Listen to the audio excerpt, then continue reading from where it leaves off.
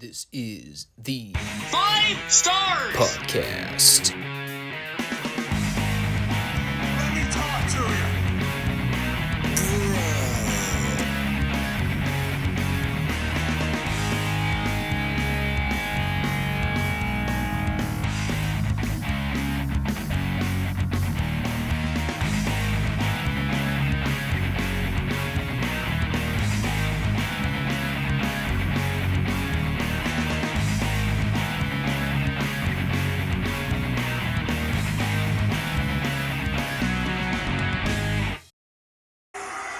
What do you guys want to talk about? I'm sure by now everyone's read and heard the reports on the passing of Antonio Inoki over the weekend. So, I won't spend a whole lot of time detailing everything, but I will say this, and you can put this one on the record book. I actually listened to the full-length discussion from Dave Meltzer on Wrestling Observer Radio, obviously covering the Inoki news, and it was a really thoughtful discussion. I could actually get through a whole Dave Meltzer video for once. Inoki's prime was obviously well before my time, so the only thing I really have to base or judge his career off of is everything I know about his involvement with New Japan Wrestling. And not just involvement, but, him officially starting the company, which is not a trivial detail. It's actually amazing if you go back and read about how all that unfolded. To think that Inoki opened operations with New Japan, all basically centering around issues with him trying to seize operations from another Japanese promotion, the JWA, back when he was teaming with All Japan founder Giant Baba. And after being forced out, he opened his own promotion in the early 70s, and here we are in 2022, and the company still exists. Granted, it's a shell of its former self, even going back to the 80s and 90s, but it's still in operation. And, I won't delve too deep into the rabbit hole of New Japan, but for any of you that have kept up with the channel in the last year, obviously last year I reviewed the entire G1 Climax tournament, which is usually a tradition for me every year. I always like going back and checking out the shows and seeing all those higher profile matches, but gotta be honest, the last few G1 tournaments have been relatively underwhelming, and even to the point where this year I didn't even bother watching it. The one from last year ended up being a complete waste of an investment after what happened to Kota Ibushi in the finals. And apparently this year it was right back to the well again with Lol Okada wins. That company just can't get enough of Okada. But, it really hits you hard when you realize the founder of the company is no longer with us as of October 1st. I really don't have anything to add to the discussion that already hasn't been covered by Dave or any other article you'll end up reading about. Everything I've ever gone back and watched or seen of his material was on tape years after the fact. I believe he did some work with WCW in the late 90s as part of his retirement tour. It's been so long I couldn't even tell you off the top of my head who even wrestled on that tour. Obviously, he's already inducted into WWE's Hall of Fame class, and they've already publicized their reaction to Inoki's passing over the weekend. His death seemed rather sudden, considering I don't recall many of the media outlets talking about anything substantially regarding his health. Apparently, it was caused due to complications with his heart.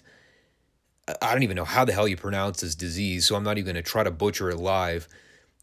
WTTA, apparently is what it's called, caused by accumulation of a wild-type protein, which apparently can stiffen or block air passages to the heart, causing shortness of breath and slower heart rate. The only thing I ever knew about Inoki's health was the incident from last year, I think, where he ended up getting confined to a wheelchair, but I don't know if the disease had any direct involvement with that or if that was a separate health issue entirely.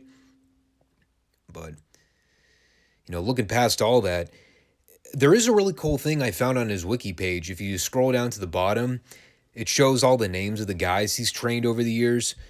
Check out some of these names, too. Masahiro Chono, Kaiji Muto, obviously that's Muta for those that didn't know, who apparently was on AEW's Rampage show in the last week. Bad timing. Shinsuke Nakamura's on here. It's kind of cool. Tatsumi Fujinami, Yoshiaki Fujiwara. I mean, those aren't small names. He even trained the original Tiger Mask, Sayama. That's insane. And obviously, I didn't even get into his MMA career and the whole business with Muhammad Ali in '76. Granted, it didn't do great business, according to reports, but God, you want to talk about the ultimate attraction of all attraction matches? Professional wrestling wishes it could do attraction matches like that in today's business. Now we got Logan Paul. God, where did all the good celebrities go? Anyway, didn't want to spend a whole lot of time dwelling on it.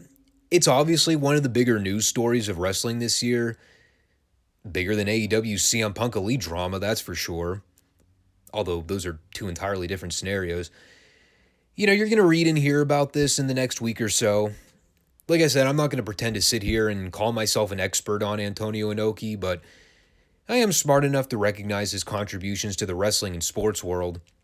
And his passing is definitely going to be viewed as one of the more heavy deaths in wrestling in the last 5 to 10 years, I think. But with that said, let's move on with today's show. This is the Monday installment of the Five Starr Wrestling Report.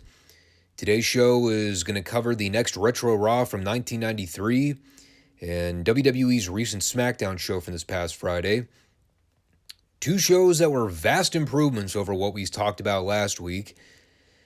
They still came with their share of issues, but they were both more watchable than last week, that's for sure. WWE also kept away from trying to throw any fireballs in people's faces. So that was a good thing. So we'll kind of segue right into everything. Of course, beginning with Retro Raw, per usual. This would be the October 4th, 1993 episode. And of course, the minute I sit down to start recording this show, you got jagoffs trying to ride their dirt bikes up and down the street. Assholes. Anyway, Retro Raw. And it's time for a good old-fashioned battle royal. Because we all love these kinds of gimmick matches in professional wrestling, don't we? Giant schmozzes of bodies doing a bunch of boring stuff for 20 minutes, and it's impossible to keep track of anything going on. My favorite. Now, of course, if you watched last week's show, President Jack Tunney made the announcement that Shawn Michaels had been stripped of the Intercontinental title due to failure to fulfill contractual obligations of defending the belt. Translation, he failed a drug test. So Tunney announced that for this week, there would be a battle royal to determine 2 top contenders, and the final 2 remaining men would wrestle on the following week's Raw to officially declare the new Intercontinental Champion. And we were told from the onset here, courtesy of Vince McMahon, that by the time everyone files in for this battle royal, there would be a sum total of 5,795 pounds in the ring at a given time. And I guarantee you about half of that weight was Mabel and Bash and Booger alone. So they kind of went with the cold open here of having all the layered entrances with the top guys. Meanwhile, you had the undercard guys already in the ring for the jump, including Steve Lombardi in one of his many goofy WWF gimmicks at this point. I have no idea what he was supposed to be here, but it involved baseball. You'll be shocked to hear Lombardi was not one of the final 2. So, well, I'm not sure how many battle royals we've covered on this channel. I know AEW's done a handful of them. It's hard for me to really review them because, like I noted a minute ago, they're usually just giant clusterfucks. You know, everyone's usually just standing around, not doing anything of note, while there's maybe like 1 or 2 angles going on at a given period. One of the ongoing jokes between Vince and Bobby on commentary was Bobby jumping around with whom he thought was going to be the final two. And of course, Vince goes, "Well, Bobby, last week you said you were picking Booger to win this." And Bobby responds with, "Well, yeah, I was picking Booger, but I didn't mean the guy in the match." And there's a pause. And Vince, under his breath, just goes, "I see." Because if there's one thing we all know about Vincent K. McMahon, any joke that pertains to farts, fecal matter, or boogers, he's probably on board with. Anyway, they went through a series of a couple commercials here. For about the first 10 minutes of this thing, I wrote almost nothing down about anything going on. Like I said, it was a bunch of dudes either standing around doing nothing or guys hanging out by the ropes trying to dump someone out to the floor to no avail. I did note Vince admonishing Heenan for the strategy that the Brain used to use in battle royals from back in the mid-'80s. I believe this was an AWA reference looking back. But Heenan kept saying that the key to winning battle royals is to hide under the ring, wait for the space to clear out a bit, pick your spot, and then run in at the last second and dump whoever was left. And of course, Vince sees this as Bobby's patented cheating tactics, to which I said, "No, actually, that seems like a very sound strategy." Remember the old Bobby catchphrase, "Win if you can, lose if you must, but always cheat." Come on, Vince, that's a given. So when they came back from the first commercial, most of the big men were cleared out. I think the only two exceptions at this point were Bash and Booger and Bam Bam Bigelow. But Giant Gonzalez was gone. Mabel was gone. I think Kevin Nash was gone by this point. To my utter surprise, Steve Lombardi was still in there. He actually outlasted Mr. Perfect. I also like how another running theme in this match was Vince constantly asking Bobby Heenan who MVP was. Apparently that was Lombardi's gimmick name in this match. Even Vince didn't have a fucking clue who the guy was. That's a classic Vince trope, by the way. They actually had a great second pitch to commercial here. They do a spot where Bam Bam dumps Razor out to the floor through the middle rope, and Bam Bam goes to celebrate at the other end of the ring, thinking he's eliminated the guy. So literally the split frame before they cut to commercial, Razor slides back into the ring, and he runs full force at Bam Bam from the other end of the ring and levels this fucking guy with a clothesline out to the floor. Bam Bam took the best bump for it. Looked amazing. So we come back from final break. We had the following names left in the ring: Razor Ramon, Rick Martel, Randy Savage, Jacques and Pierre of the Quebecers, Adam Bomb, Owen Hart, and still hanging in there at this point, of all people, Steve Lombardi in the baseball outfit. At this point, I was convinced it was a rib. Conveniently enough, as soon as I said that, Owen Hart immediately dumped him out to the floor like a minute later. But they ended up boiling it down to a cool little story here at the end. Macho Man and Razor ended up being the final two baby faces, and they were outnumbered by a good chunk of heels. So the heels all banded together to try and take out Razor and Savage. And what ends up happening is Adam Bomb gets dumped out by Macho Man.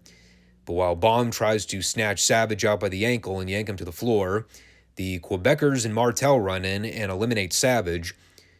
So it boils down to Razor having to fend for himself at a 3-on-1 heel versus face advantage. And of course, that story kind of speaks for itself. You know, Razor defies the odds. He fires back on all three guys. And they do a great spot here at the end where the Quebecers are trying to restrain Razor so the other can hit him with a clothesline out to the floor. But Razor ducks the first attempt, and Pierre ends up decking Jacques out. And then immediately Razor grabs Pierre and throws him out. So the final two to set up next week's title match, Razor Ramon versus the model Rick Martel for the Intercontinental Championship. The match itself was boring as all get out, but the people went absolutely crazy for the finish. And as usually the case with Battle Royals, it's 15 minutes of relatively dull, nothing happening action, and the final 5 minutes are usually where all the interesting things happen. And the last few minutes were fun. Razor was a great underdog babyface. The heels were great at being slimy, cocky pricks, thinking they had everything under control until the babyface outsmarted them at the end and made them look like idiots. That's always going to get over no matter who you do it with. And I'm actually really looking forward to Razor and Martel next week. I have no recollection that match ever took place, but hey, apparently we're getting it. Sounds like a good time. Obviously, the finish is predictable as all get out because we obviously know the story they're setting up for 94, but match should be great. So at this point, we cut to the ring where Jim Cornette was in the middle of introducing the Heavenly Bodies for a scheduled match. Yeah, they're back. Haven't seen Dr. Tom or the Gigolo in action since their match with the Steiners at SummerSlam, but here they are. Same goes with Corny, too. And this was mostly a prelude to set up one of Cornette's next featured programs here in the WWF. I remember this story like it was yesterday. The early stages of the Undertaker Yokozuna title program. In case any of you forgot who the WWF champion still was, yes, it is still Yokozuna. You probably would never know that since we haven't seen or heard of Yoko since the SummerSlam 93 match with Lex. We also had a plug for the upcoming debut of the Rock and Roll Express. Never heard of them. Anyway, the Bodies wrestled two job guys here. I believe their names were Mark Taylor and Scott Thomas. It was a match. There was one noticeably bad spot here, and the blame was purely to be placed on one of the job guys for being out of position. This is kind of a stable piece of the Bodies where Dr. Tom would do the slingshot to Jimmy Del Rey, and he would go over the top rope and hit the guy with a clothesline. This spot normally works when you're doing it with guys that have a fucking clue. And of course, they were wrestling two inexperienced green guys here. So whenever Tom went to do the slingshot deal for Jimmy, the job guy was nowhere close for Jimmy to make contact with him. So in order for this to semi-work, the job guy had to turn around and sprint full speed toward Jimmy. And when I say he barely made contact with him, that is no exaggeration. Aside from that, they pretty much decimated these guys for about 5 minutes. Jimmy killed the blonde guy with the DDT, and then the Bodies double super kicked the darker hair job guy. And then Jimmy pinned the blonde one. For the record, no, I had no idea which one of the job guys was Mark Taylor or Scott Thomas. And at the point Vince kept messing their names up and couldn't tell who was who, Bobby just nonchalantly goes, "Doesn't matter." I concur. So after that, they showed a clip from WWF Superstars with Bam Bam and Doink. I kind of had vague memories of this little storyline. And the only reason I remembered bits and pieces of it was that it was straight out of the booby trap shit from Home Alone. They had this deal going where Doink would keep pranking Bam Bam and trying to embarrass him. And here, they shot a deal where he came out with a couple buckets, ended up throwing confetti onto Bam Bam, and then when Luna Vachon tried to confront Doink, he threw the bucket of water on her. And of course, they do the little cat and mouse chase with Bam Bam and Doink. Doink ends up running under the ring at one point while Bam Bam's giving chase. And when he realized he couldn't fit under the ring, he looks up and sees one of the job guys in the ring trying to consult Luna after she had water dumped on her. So Bam Bam goes in and starts beating him up. Why? I don't know. I guess because he's a dick. So Doink ends up running in from behind and hitting him with a broomstick. And this is the angle I actually remember them shooting with the two, but they do the deal where Doink sets up the tripwire by the ring barricades. So of course when Bam Bam chases Doink up the ramp, he goes ass over tea kettle and trips over the wire. He took a great bump for it. Surprised he didn't kill himself. It was the second Bam Bam Bigelow bump on the show that I was vastly impressed with. It was silly. Again, not my flavor of wrestling. There's sort of a barrier I always talk about when it comes to comedy and wrestling. Very often is the case where it's just too slapstick and over the top for my liking. This is one of those instances where they were trying to be cute. It worked for the audience at the time, but nah, not for me. I know, I'm a stick in the mud, but whatever. This was not Jimmy Garvin doing David Von Erich's dirty work on his ranch in Dallas. This was Vince McMahon-inspired humor that only he found funny. And probably the stooges he had working for him at the time, i.e. Bruce Pritchard. So before our next segment, I wanted to take note of the sign that one of the Raw girls was carrying around this week. It read, and I quote, "I like it stirred, shaken, and raw." I'll bet. So it's babyface Doink going up against a job guy whose name I am not making up, Corey Student. A student of what, you might ask? I don't know, but I can promise you it was not a student of good hygiene. And at this point, this is where they went full-fledged babyface mode with the Doink character. And I've been on record saying that I never personally liked the Doink character. I always liked the guy underneath the original gimmick, but the clown thing, even as a kid, I always thought it was kind of dumb.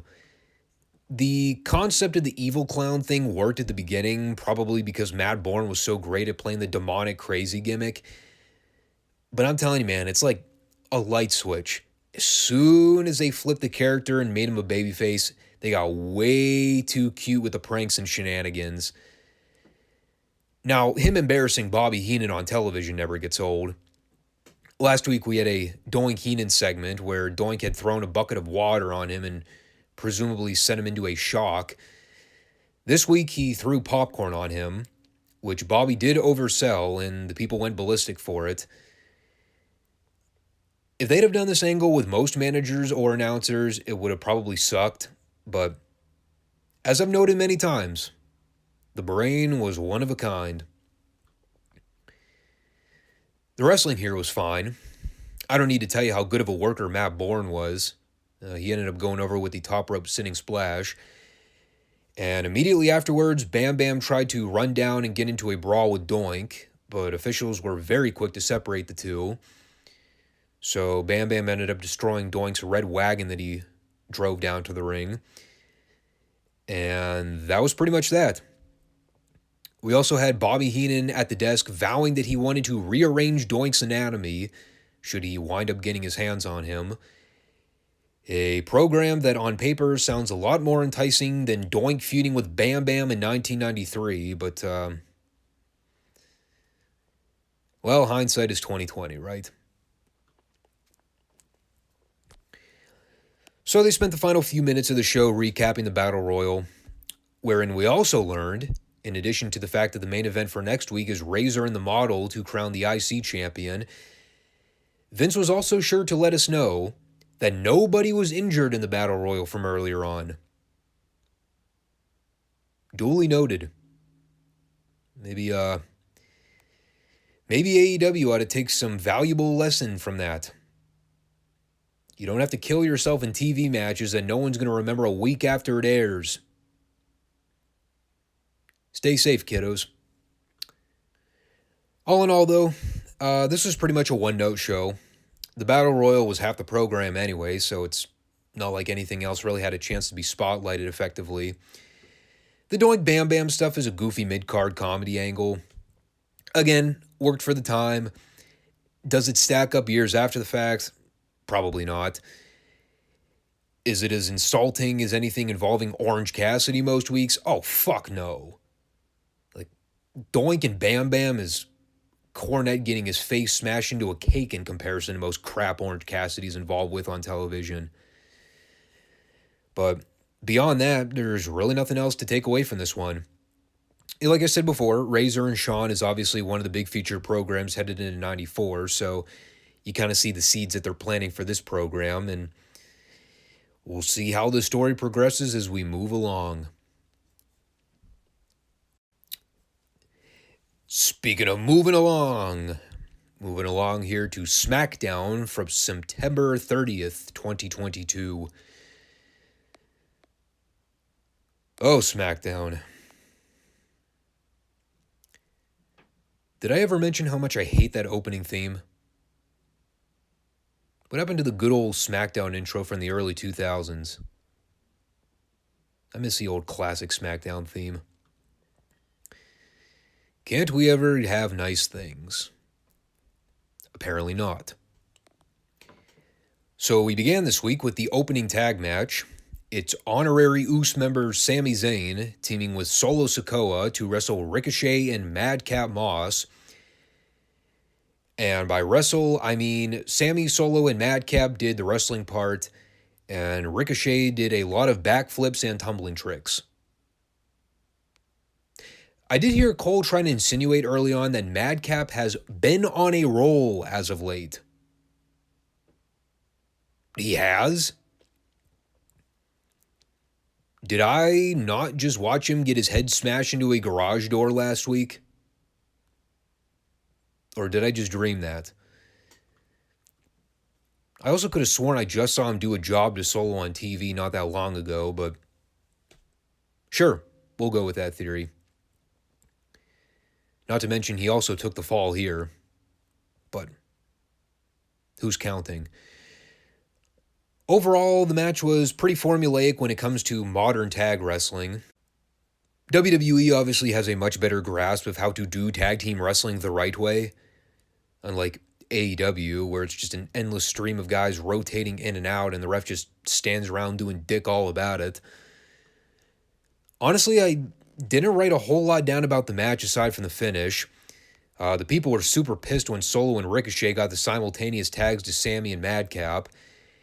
And instead of it being a hot tag so Madcap could run wild and make the babyface come back, the people immediately started to boo Madcap because they all wanted to cheer for Sami. Because modern wrestling psychology is all kinds of fucked up.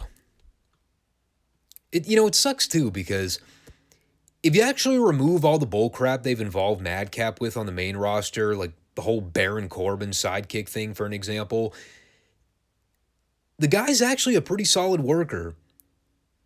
Like, if you just view the guy in a vacuum, he's got a great look. He can move. Decent facials. He's usually in the right place at the right time. He's got a lot of passion. Like, there's nothing wrong with anything the guy does from an in-ring standpoint. Problem is, they're putting him in there with Sami Zayn, who the people all want to cheer because he's super talented and works great in his current role with the Bloodline. Things ended up kind of breaking down at the end with all four guys. They did some false finishes. Ricochet ended up teasing a dive to Solo, but Sami picked his ankle and tried to stop him. So as Madcap was dealing with Sami in the opposite corner, the ref had his attention turned. So when Ricochet went to hit Solo with a tope out to the floor, Solo threw a chair at his head, which sort of made contact, although I think the brunt of the chair made contact with Ricochet's left arm. What was really scary was the spot a few seconds later where Solo went to beel Ricochet over the barricade, and when Ricochet hit the floor, he got basically dumped right on the back of his neck. I mean, I thought the guy was dead on the spot, and considering we never saw Ricochet again after that spot, he may very well be dead. Guess we'll find out next week when we read about it in the obituary. And then they had Solo make a blind tag to Sami at the end so he could hit Madcap with a spinning heel kick and then plant him with the Uranagi for the 3. Yeah, some role Madcap's on, huh? And I guess because they needed to kill Madcap's credibility that much further, they also shot an afterbirth where Solo wrecked Madcap in the corner and basically left him for dead. Because once upon a time, wrestlers would be punished or fined after attacking a talent after the bell. At the very least, the referee would at least reverse the decision. How silly of me to forget that we're dealing with modern wrestling. So not only is there a post-match attack without any consequences rendered for the heels, but the referee completely disappears from the equation outright. Where did he go? No idea. Apparently he picked up his paycheck and exited stage right for the evening. Like I said, the match was fine for what it was. What I really liked was the follow-up segment in the back with Sami and Jey Uso. Again, they're really milking this beef between the two, and it's making for a real compelling storyline. You have Jey coming out of the Bloodline's locker room as Solo goes in, basically holds Sami back at the door and warns him, if you even so much as think of screwing the Bloodline over, I will break you in half. And Sami with that smug response of holding up his t-shirt to Jey and saying, maybe you want to take that one up with Roman. Yeah, but the reason the story is so great is that there's a couple different directions they can go with this, and either result would actually work if you think about it. I think the obvious direction is them having Roman in the group fuck over Sami down the road to set up a title program, and that seems to be the more logical direction since the fans are already pretty much behind Sami already. And I think the dynamics of a babyface Sami going up against the Bloodline would be pretty great. But on the other hand, if you've been watching the way Sami's conducting himself as part of the group, dude's a phenomenal smug prick. Gotta ask yourself, what if? What if they were to go in the other direction of having Sami turn heel on the Bloodline?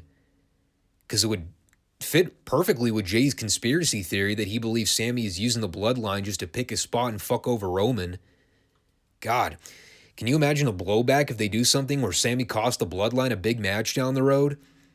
Maybe he's the culprit that hands Roman one of his first major non-title defeats, and it turns out it was all a ploy from the beginning, that he played the Bloodline from the jump and that he was just buying his time, waiting to get his foot in the door for a title shot.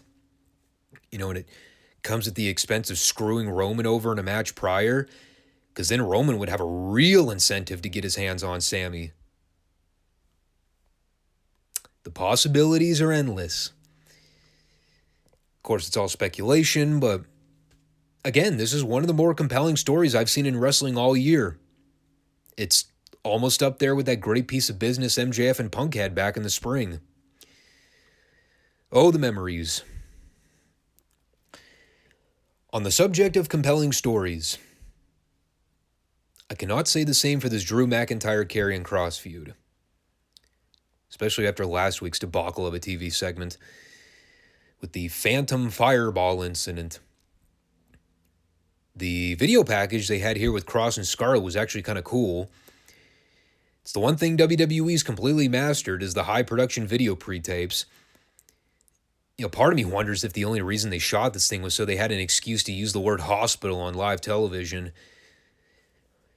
That one's probably grinding at the gears of Vince McMahon right now. Oh, God damn it, pal, it's a medical facility.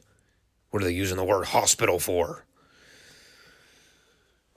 It's also still ridiculous to think that Kross's first main roster match in WWE is going to be a gimmick match before the guys even had a regular singles match with Drew, but whatever.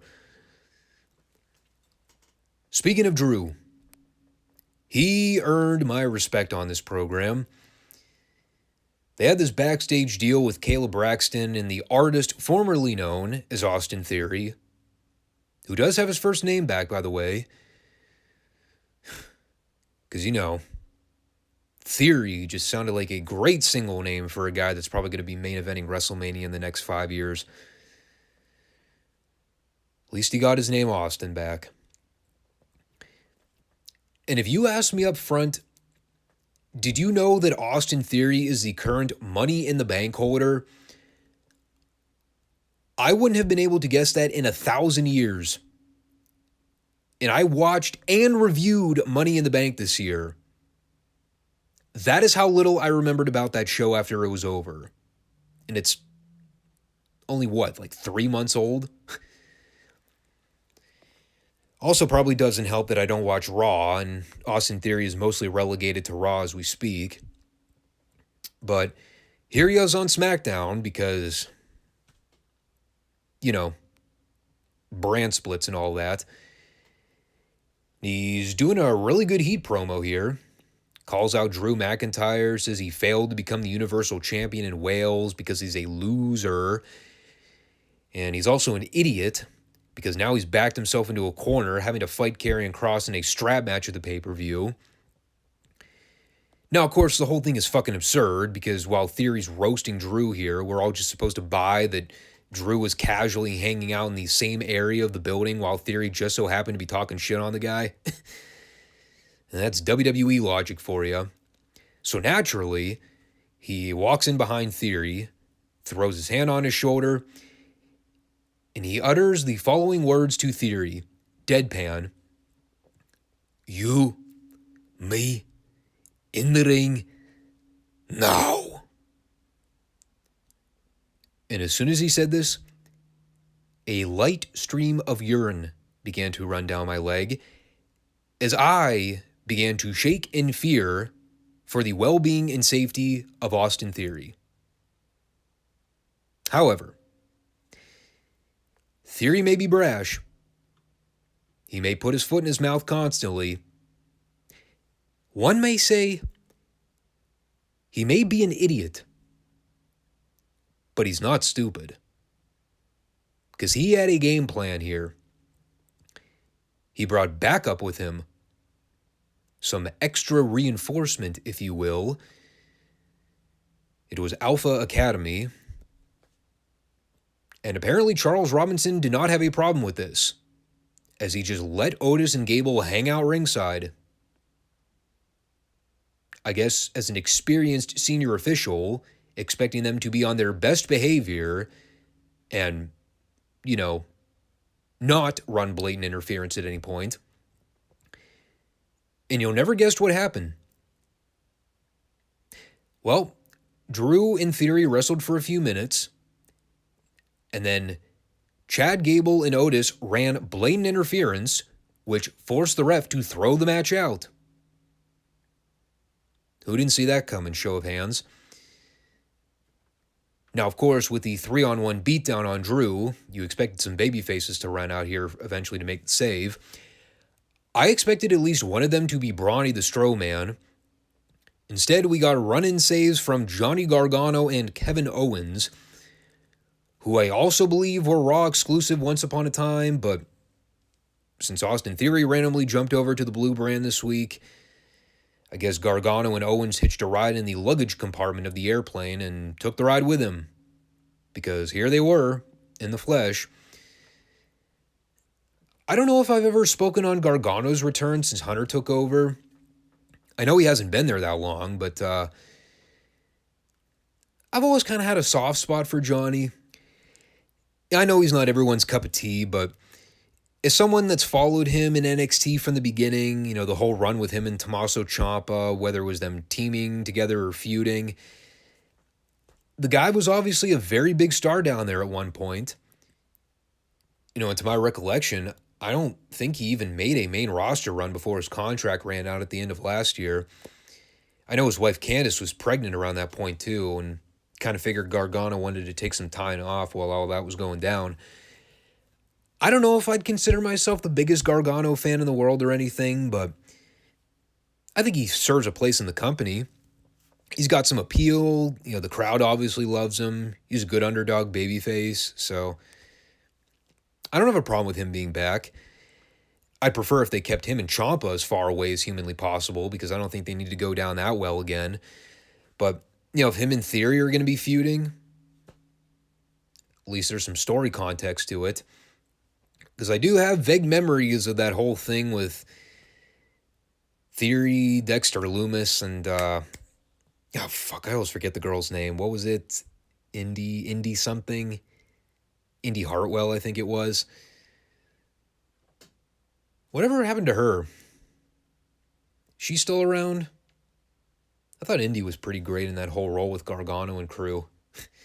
When she was fucking Dexter Lumis on the boat or whatever it was, and he pulled out the wrap of condoms or something like that, and Gargano was hiding in the closet. I remember that stuff. That's the good old NXT 2.0 days. Comedy. Wasn't that the same skit where Gargano had the fake fish fin on and he was swimming around in the ocean? Oh, God, that show's so stupid. It was so dumb, but I loved every second of it. So, yeah, like I said, I've always got a soft spot for Johnny Wrestling. Anyway, back to this show. Really nothing much to the segment beyond that. Babyfaces all ran down, took out the heels, and if I were a betting man at the time, one may say I began foreshadowing here, but I figured this was done to set up a 6-man tag. And you'll never guess. No, seriously. Guess what they did? Did you guess? Yeah. They set up a 6-man. Mind-blowing. So at this point, I needed to take a piss pretty badly. You know, a lot of coffee. And as soon as I saw the graphic appear on screen that read Los Lotharios versus Hit Row, I said, good enough for me. Came back just in time to see the big fat guy in Hit Row hit Garza and Carrillo with a double front power slam. And then Hit Row hit that weird-ass looking double team move for the pin. I have no idea what you even call that. The big guy, whatever his name is, Top Dollar or something, he picks the guy up into a belly-to-back position, and while he's holding the guy up over his shoulder, the other dude is apparently supposed to come off the ropes and hit him with a drop kick. It sucks. As does Hit Row. I have no idea what Hunter ever saw in this act in NXT, but I was never that big on the group to begin with, and after having seen one or two of their main roster matches, I think I've about seen enough. I probably should have also skipped over this women's match, but when I saw that Ronda Rousey was in it, I was like, what the hell? How bad could it possibly be? Yeesh. Little did I know. It wasn't horrific or anything, but I don't know.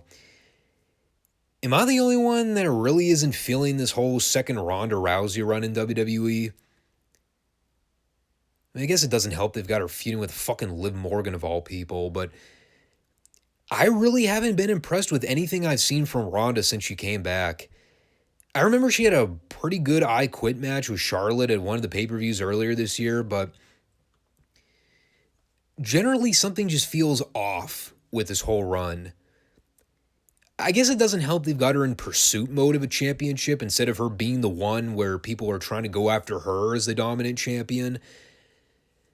I have no earthly clue why you would bring Ronda back if the goal wasn't to immediately strap a title on her and then have her run roughshod over the division. Now they got her wedged into this angle with Liv Morgan where we're all supposed to pretend that Ronda would even break a sweat bashing this girl's face in. So stupid. And I have no idea why they're wasting Ronda in a random unhyped TV match in the middle of the show. I mean, she should be a special attraction type worker like Brock Lesnar, where we only see her wrestle sparingly. You know, and if she is going to wrestle on TV, it needs to be promoted in advance and have a little more intrigue than her wrestling fucking Natalya of all people. I mean, no offense to Natty, but I mean, come on. It's Natty. Like, the girl's been around for ages. Nobody's rubbing their hands together to see Natalya wrestle Ronda on free television anyway. Yeah, this whole thing didn't work for me. And neither did Liv and Ronda getting into a fake tug-of-war over a baseball bat at ringside. We had a quick little heat angle with Gunther and Sheamus ahead of their Intercontinental title rematch next week. They had all the Imperium guys come out to do some overly scripted bit of dialogue. And eventually Sheamus came out by himself, said Butch and Ridge were stuck in Florida due to the hurricane, but that won't stop Sheamus from coming down and kicking all three of their heads off. And they had a cold deal here where Walter sent out Fabio and Marcel the Shell to get the jump on Sheamus, but he had an equalizer with him here. A shillelagh, in fact. Apparently Fit Finlay was hanging around somewhere in the back. And of course, when Sheamus and Gunther get into their stare down, the goons come back so the heels can put the boots to poor Sheamus. And since we know his boys are stranded in the States and we're not able to make the show, it's an actual heat angle where you can sympathize with the babyface. So they do the beatdown.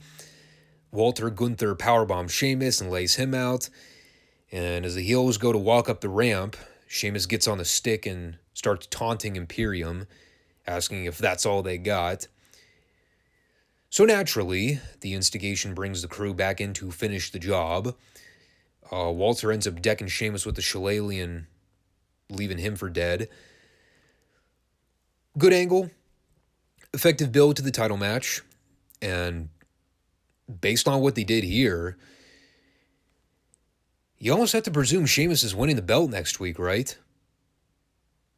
I don't know if that's a direction they're going as a storyline, but traditional booking 101 says when you lay out the babyface a week before the scheduled title match, it's usually designed to set up a title switch. Granted, I know we live in modern wrestling where booking normally doesn't make a goddamn lick of sense anyway, but that's what I got out of all this. I talked about it before. You know, the match they had in Wales was fantastic. I don't know if their rematch is going to hit home the same way. And I don't think the crowd's going to be as hot for it. That's the problem. I mean, the fans were kind of the sole reason that match stood out so well. They didn't seem to be all that into this segment here. Part of it could be timing because they also shot this well into the second hour, so the people were probably drained. But something did feel like it was missing here. But we'll see. So at this point, watching on delay, it was getting a bit late for me. And I did want to check out the main event 6-man. So I skipped over this Bayley-Shotzi match. One, because it involved Shotzi, who I've never been a big fan of to begin with. And two, I'm really not on board with having to watch two girls' matches in one sitting for a television program. One is usually bad enough most weeks. Two is approaching Chinese water torture. I did catch a glimpse of the post-match thing with Bianca and Bayley.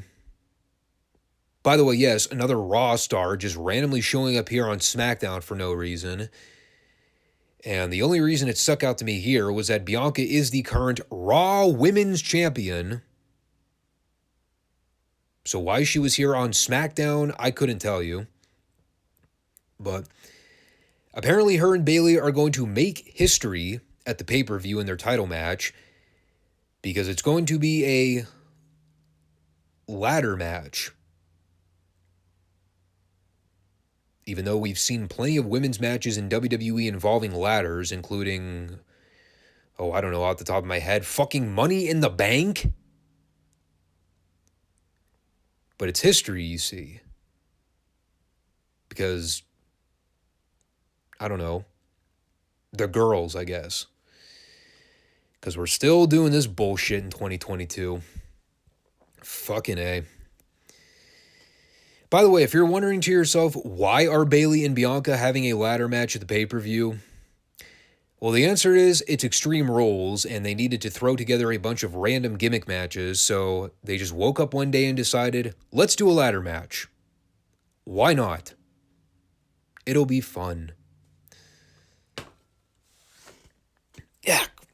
Christ, I spilled water on my crotch. Oh, whatever, we're not going anywhere today anyway. Speaking of fun, let's talk about this 6-man main event. Straight out of an episode of World Championship Wrestling on the Superstation, this was. It was all action for one, but it was also straight out of the Horseman playbook with the way it was laid out. You got Gargano in there in the Ricky Morton role, just taking a beating for the majority of it. Meanwhile, Drew and Owens are on the apron, continually getting cut off by the heels.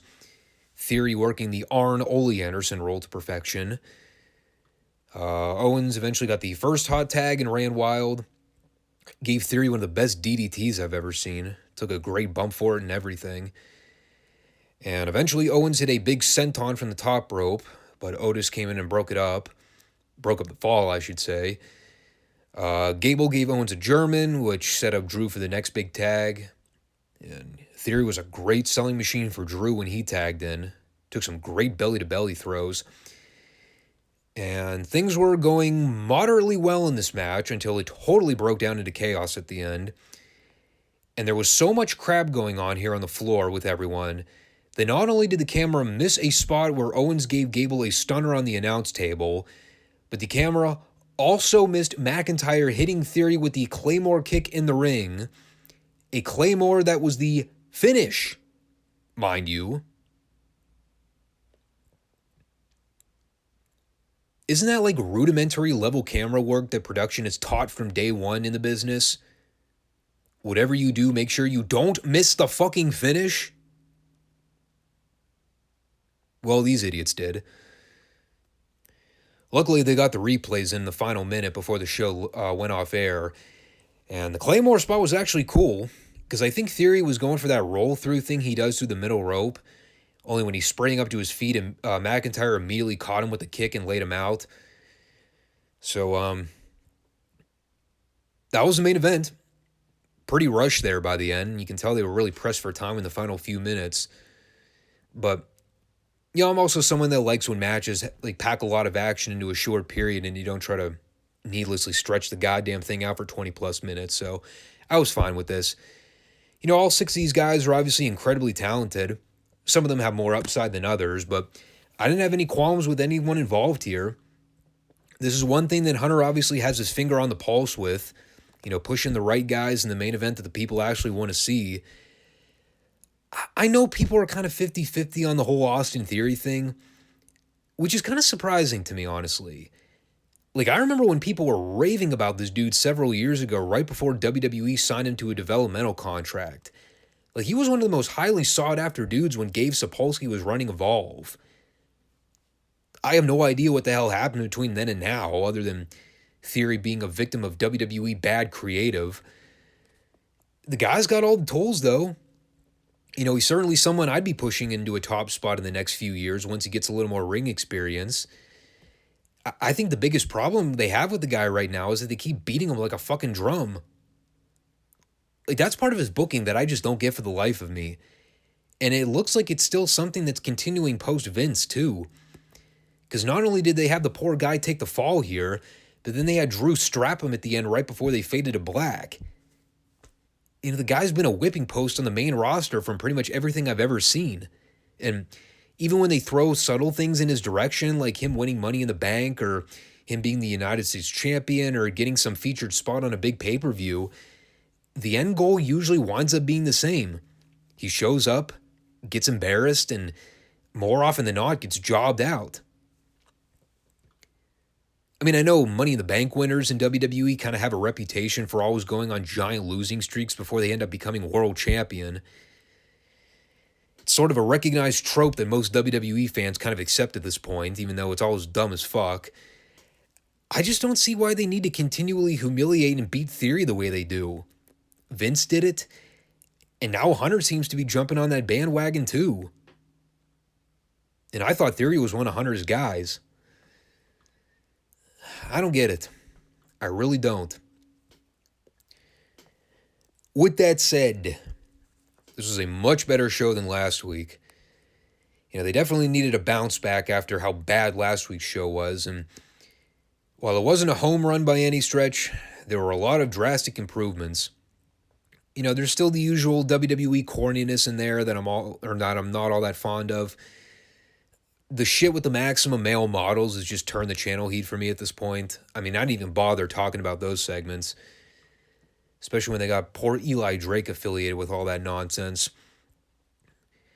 The girls division, while it's leaps and bounds better than anything that's going on the opposition at the moment, this Liv Morgan Ronda Rousey thing is still death TV to me no matter how they book it. The stuff with Bayley and her faction, I'm still kind of up in the air on, to be honest with you. They're yet to really explain why this group is a thing or why any of these girls are hanging out together. Like, What's their mission? What's their agenda? Why are they friends? Why is the group called Damage Control? Like, none of these questions, to my knowledge, have been answered yet. Really, the only thing I look forward to every week on this show is anything involving the Bloodline. It's the most coherent story out of anything they got going on right now, and it involves characters that I'm actually invested in. Everything else is kind of hit and miss depending on the week. The Sheamus Gunther title match next week should be a lot of fun. Although, like I said earlier, I don't expect it to be better than the match they had in the UK. But, if they do the title switch next week, I wouldn't be all that surprised by it. Guess we'll see. There's a lot of different stuff going on with WWE right now. A lot of it's hit and miss for me. It's always going to be that way, but I'm finding that there's more material on this program right now that I can find interest in than, honestly, what's going on in AEW right now, where MJF is pretty much the only good thing that happens on that show in a given week. Anyway, thanks for everyone that stopped in to watch. We'll be back on Friday for the Dynamite and Retro review content. I'm sure AEW will have a special tribute for Inoki. There's a lot of crossover appeal with that market, so they'll probably cover it in greater detail. Beyond that, though, I have no earthly clue what the hell is happening on that show. I think MJF is wrestling this week. That's about all I got. Hopefully we get an FTR appearance too, but it's probably asking a whole lot out of Booker of the Year. Anyhow, take care all. Peace.